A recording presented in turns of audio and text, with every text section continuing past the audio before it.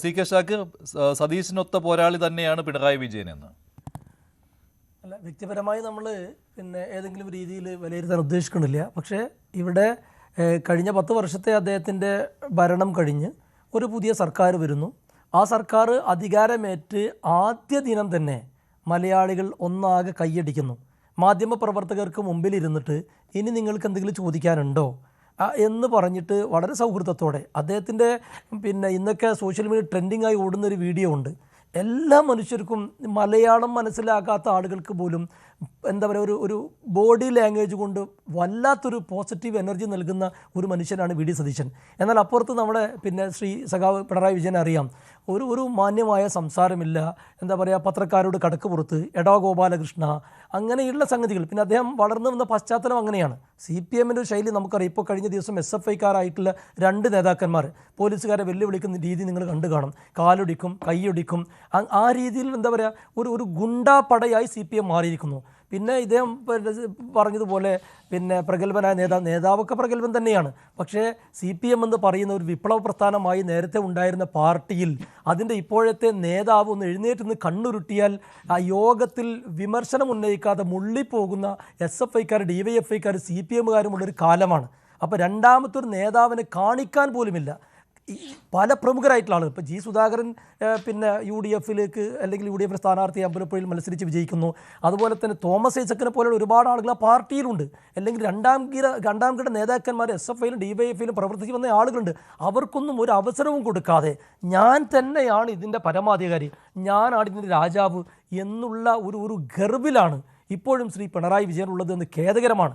വൈകുന്നേരം നമുക്കറിയാം ശ്രീ MV ഗോവിന്ദൻ പറഞ്ഞിട്ടുള്ള പ്രസ്താവനകൾ നമ്മൾ കണ്ടതാണ്. അദ്ദേഹവും പിണറായി വിജയനെ ഭയപ്പെടുന്നു, എന്നിട്ട് അദ്ദേഹത്തിനും അദ്ദേഹത്തിൻ്റെ കുടുംബത്തിനും ആവശ്യമായ കാര്യങ്ങൾ നേടിയെടുക്കുന്നതാണ്.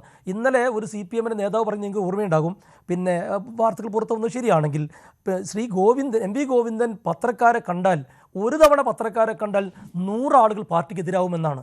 ഇത് നേരത്തെ CPMനകത്ത് ആരെങ്കിലും പറഞ്ഞിരുന്നുവെങ്കിൽ ഒരുപക്ഷെ ഇത്ര ദയനീയമായ പരാജയം CPMന് ഉണ്ടാകുമായിരുന്നില്ല.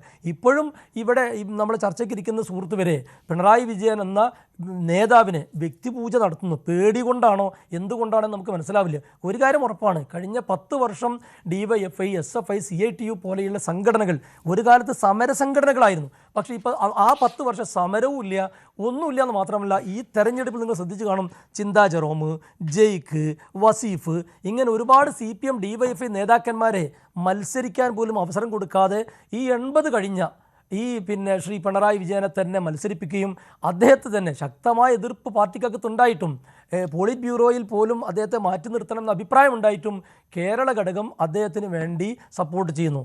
ഞങ്ങളൊക്കെ മനസ്സിലാക്കുന്നത്, അല്ലെങ്കിൽ മലയാളികൾ മനസ്സിലാക്കുന്നത്, വി ഡി സതീശനെ നേരിടാൻ ഒരർത്ഥത്തിലും അദ്ദേഹത്തിന് സാധിക്കില്ല. ദുർബലനായ ഒരു പ്രതിപക്ഷ നേതാവാണ് കേരളത്തിൽ വന്നിട്ടുള്ളത്.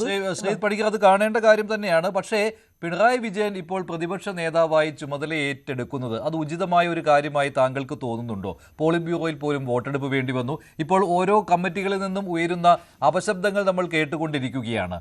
ഈ തോൽവിക്ക് ഉത്തരവാദി 2 പേരെന്ന രീതിയിലാണ് പിണറായി വിജയനും MV ഗോവിന്ദനും. അതുപോലെ തന്നെ പ്രതിപക്ഷ നേതൃസ്ഥാനം ഏറ്റെടുക്കരുതായിരുന്നു എന്ന രീതിയിലുള്ള എതിർ ശബ്ദങ്ങളാണ് വരുന്നതും ജില്ലാ കമ്മിറ്റികളിൽ നിന്നും മറ്റും. ഇപ്പോഴത്തെ പാർട്ടിയുടെ വിലയിരുത്തൽ നടക്കുകയാണല്ലോ ഓരോ കമ്മിറ്റികളിലും. അപ്പോഴും ഇതേ അപശബ്ദം കേൾക്കുന്നുണ്ട് വെളിയിലേക്ക്.